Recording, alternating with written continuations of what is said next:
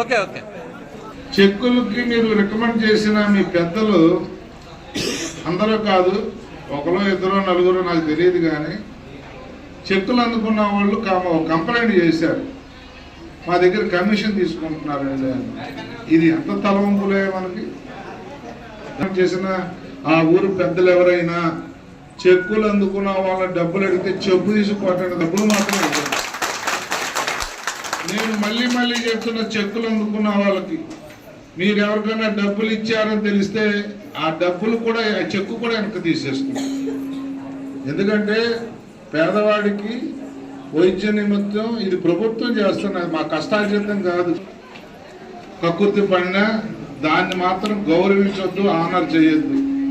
మళ్ళీ చెప్తున్నా, ఎవరన్నా ఇచ్చారని కానీ ఈసారి తెలిసిందంటే ఆ చెక్కు డబ్బులు కూడా రికవరీ చేసేస్తాం తప్ప మీరు ఇవ్వద్దని చెప్పి చేతులు జోడించి మమ్మల్ని కోరుకుంటా ఉన్నాం. ఎందుకంటే ఆ చెడ్డ పేరు, ఈ చెడ్డ పేరు మూట కట్టుకునే పరిస్థితి వస్తుంది. తీసుకున్నవాడు వాడి కోసం అని అడగడు, ఎవరికి ఇవ్వాలని అడుగుతాడు. ఆ ధర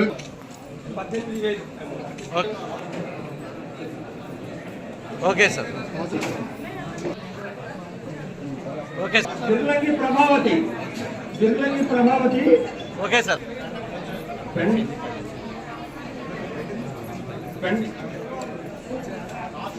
కాసుమిల్లి అప్పారావు ఓకే ఓకే. సిఫార్సు చేసి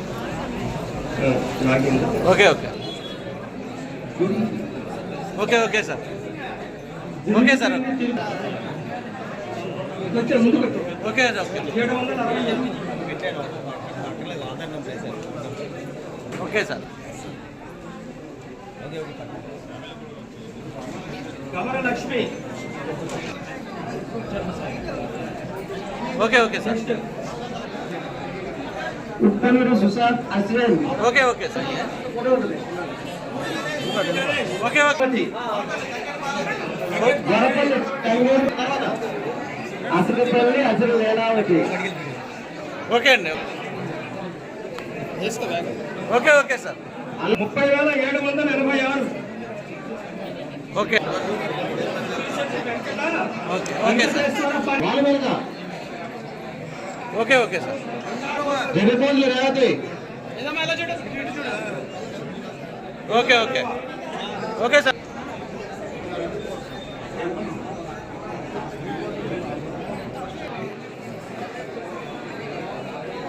రాము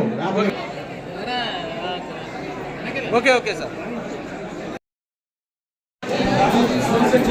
ఈరోజు ముఖ్యమంత్రి సహాయ నిధి నుంచి 16,85,672 రూపాయలు 29 మంది లబ్ధిదారులకి ఇవ్వడం జరిగింది. ప్రతి నెల కూడా మీడియా మిత్రులు చూస్తూ ఉన్నారు, ఇక్కడ స్థానికంగా నాయకులు చూస్తూ ఉన్నారు. క్రమం తప్పకుండా మనం ఈ సీఎం సహాయ నిధి నుంచి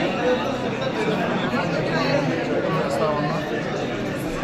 నా అభ్యర్థన, నా విజ్ఞప్తి ఏంటి అంటే, గౌరవ ముఖ్యమంత్రి నారా చంద్రబాబు నాయుడు గారు కానీ, ఉప ముఖ్యమంత్రి పవన్ కళ్యాణ్ గారు కానీ ఏ పేదవాడికి అన్యాయం జరగకూడదు అని చెప్పి ఈ కార్యక్రమాన్ని తీసుకున్నాం.